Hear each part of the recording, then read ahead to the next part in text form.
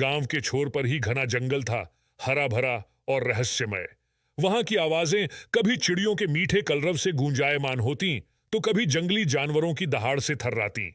इस गांव में रहते थे दो दोस्त, वीरू और चिंकी।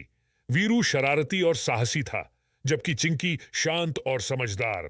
एक शाम जंगल से चीखें सुनाई दी। गांव वाले डर गए। पता चला कि जंगली जानवर फसल बर्बाद कर रहे थे और लोगों पर हमला कर रहे थे। गांव का मुखिया चिंतित था, लेकिन किसी को जंगल में जाने की हिम्मत नहीं हो रही थी। वीरू और चिंकी ने मुखिया से कहा, हम जाएंगे, हम जंगल के जानवरों से बात करेंगे और समझाएंगे। मुखिया ने आश्चर्य से देखा, लेकिन इन दोनों की दोस्ती और साहस पर भरोसा करते हुए उन्हें भेज दिया। जंगल में घना अंधेरा था, जानवरों की आंखें चमकती थीं। वीरू थोड़ा डरा, लेकिन चिंकी ने उसका हाथ थामा और कहा, डरो मत, हम साथ हैं। वे एक विशाल बरगद के पेड़ के नीचे पहुंचे, जहां से जानवरों की दहाड़ सबसे तेज आ रही थी। वीरू ने शेर की तरह दहाड़ने की कोशिश की, लेकिन उसकी आवाज थर्राने लगी। चिंकी ने हंसते हुए कहा, जानवरों को समझाने के लिए दहाड़ने की नहीं, बात करने की जरूरत है। चिंकी ने धीरे से कहा, हम आपका घर नहीं छीन रहे हैं, हम बस शांति से रहना चाहते हैं। क्या आप हमसे बात नहीं कर सकते? पेड़ के पीछे से एक बूढ़ी हथिनी निकली।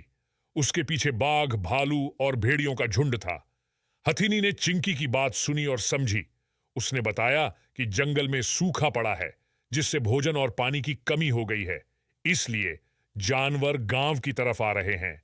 वीरू और चिंकी ने गांव वालों को समझाया और जंगल के लिए पानी की व्यवस्था और फलों के पेड़ लगाने का काम शुरू किया। जल्द ही जंगल फिर से हरा भरा हो गया और जानवरों को गांव की तरफ आने की जरूरत नहीं पड़ी। वीरू और चिंकी की दोस्ती और समझदारी ने गांव और जंगल दोनों को बचा लिया। अब वे न सिर्फ गांव के हीरो थे, बल्कि जंगल के जानवरों के भी दोस्त बन गए थे। इस कहानी से पता चलता है कि प्यार, समझ और दोस्ती से किसी भी समस्या का समाधान किया जा सकता है। हमें प्रकृति और उसके जीवों का सम्मान करना चाहिए, तभी हम सब मिलकर खुशहाल रह सकते हैं।